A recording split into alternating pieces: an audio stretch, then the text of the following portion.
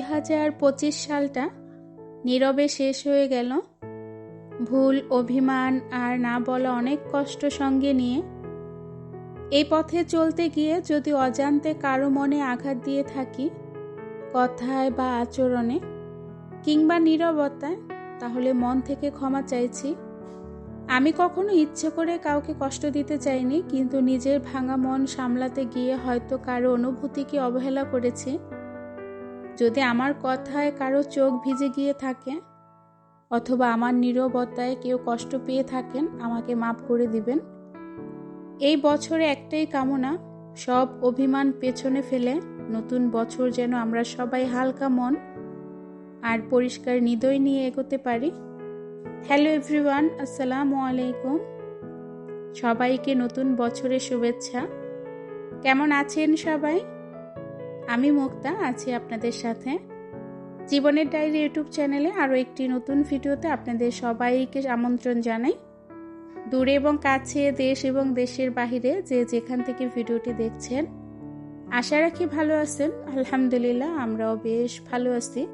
বড়াপুর বাড়ি থেকে আরও একটি নতুন ভিডিও আপনাদের সাথে শেয়ার করব। আজকে ছোটোখাটো একটা আয়োজন আছে।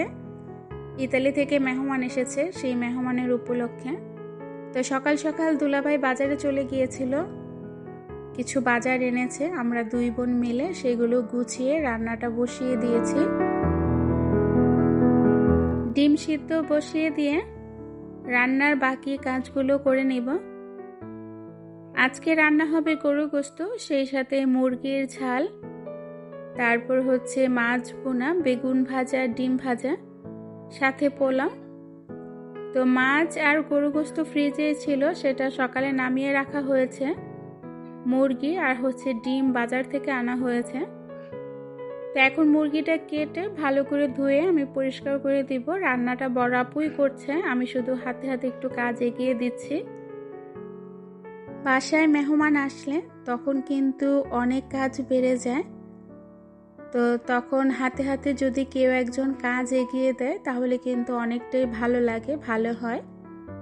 তো রান্নাবাড়া যেহেতু বড় আপু করছে, আমি একটু পাশে থেকে ওকে সাপোর্ট করছিলাম, একটু এগিয়ে দিচ্ছিলাম। এদিকে কিন্তু মাছ ভুনা হয়ে গিয়েছে, রুই মাছ ভুনা হয়েছে টমেটো দিয়ে। পাশের চুলায় মুরগির গোশত বসানো হবে, সেই জন্য পেঁয়াজ বসিয়ে দেওয়া হয়েছে।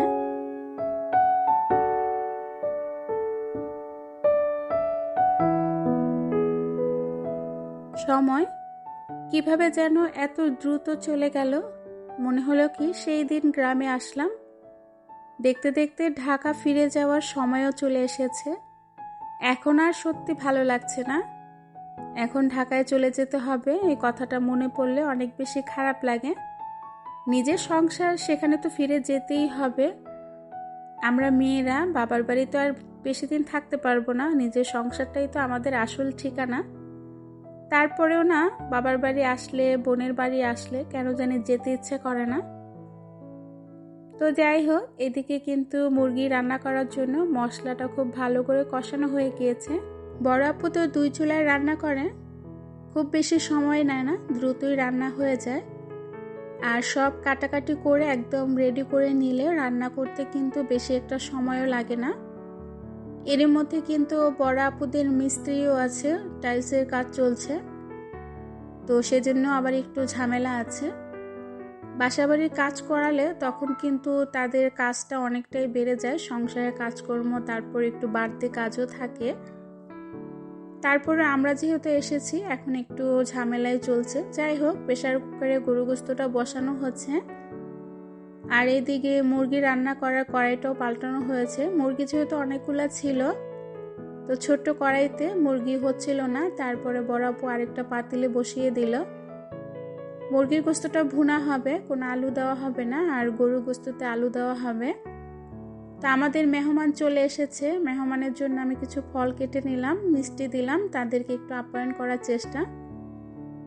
এইদিকে পোলাওটা বসিয়ে দেওয়া হয়েছে। পোলাও হয়ে গেলে বেগুন ভাজা হবে আর হচ্ছে ডিম ভাজা হবে। আমাদের মেহমান কিন্তু আমাদের কাছের মানুষই, আমার ছোট চাচার 2 মেয়ে, মেজো চাচার 1 মেয়ে। তো মাও এসেছে, ভাইয়ের মেয়েও এসেছে। তো ওদেরকে দিলাম, একটু ফল টল কেটে দিলাম, ওরা খাচ্ছে, গল্প সল্প করছে। আর এদিকে ছোট বোন মেশিনে বসে বড় আপুর জামা বানাচ্ছে। আমাদের রান্না বাড়া শেষ, সব কিছু টেবিলে এনে গুছিয়ে রাখলাম। আপুদের যে দুজন মিস্ত্রি কাজ করছে তাদেরকে প্রথমে খাবারটা দেওয়া হবে, তারা খেয়ে গেলে আমরা সবাই মিলে একসাথে বসবো খেতে।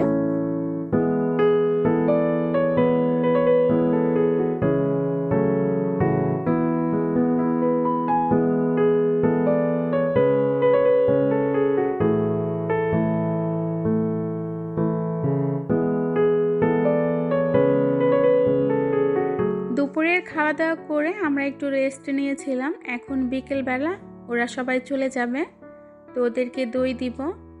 আমরা দুই বোন কিন্তু এখন যাচ্ছি না, আমরা আরও 2 দিন থাকবো। আসলে আমাদের এখনো স্পেশাল একটা খাবার বাকি আছে, সেটা আমরা আগামীকাল খাবো, তারপরে হয়তো বা আবার বাড়ি যাব। তো ওরা চলে যাচ্ছে, মাও চলে যাবে, তো সবাইকে এখন দই দিচ্ছে।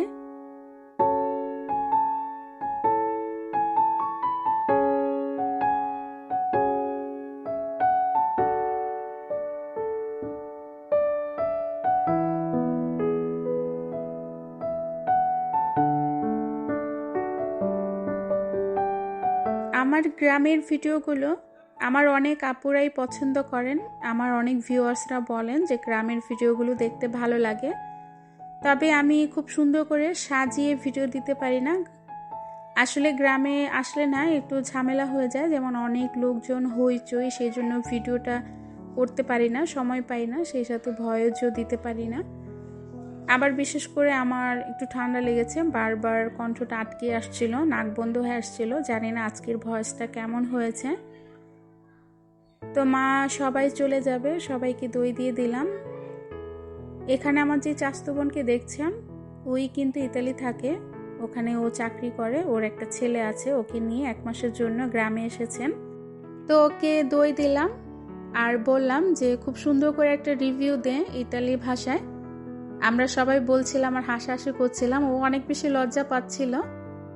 অনেক বছর ধরে কিন্তু ইতালিতে থাকে, তবে আমাদেরকে বলার টাইমে ও খুব বেশি লজ্জা পাচ্ছে আর হাসাহাসি করছিল। যাই হোক, আমরা বোনেরা মিলে অনেক বেশি মজা করলাম, আনন্দ করলাম। তো ওর ইতালিয়ান ভাষায় রিভিউটা যদি আপনাদেরকে শোনাইতে পারতাম তাহলে বেশ ভালো হতো। তো পাশ থেকে যেহেতু সবাই এক এক কথা বলছে, তাই কথাটা রাখতে পারলাম না, মিউট করতে হলো। তো যাই হোক, আমাদের বোনেদের সম্পর্ক কিন্তু মাশাআল্লাহ বরাবরই অনেক ভালো। আমরা সবাই অনেক মিলেমিশে থাকতে পছন্দ করি। আমরা যখনই একসাথে হই আমরা অনেক আনন্দ করি, অনেক হই হুল্লার করি। তো ওরা রেডি হচ্ছে, চলে যাবে। সত্যি কেউ আসলে চলে যাওয়ার টাইমে অনেক বেশি খারাপ লাগে। যে কেউ হোক না কেন, আমার না মানুষকে বিদায় দিতে খুব খারাপ লাগে, আমি সহজে মানুষকে বিদায় দিতে পারি না। তো ওদেরকে আমরা আগাবো একদম গাড়ি পর্যন্ত, বড় আপুদের বাড়ি থেকে একদম গাড়ি পর্যন্ত ওদেরকে এগিয়ে দিয়ে আবার আমরা চলে আসবো।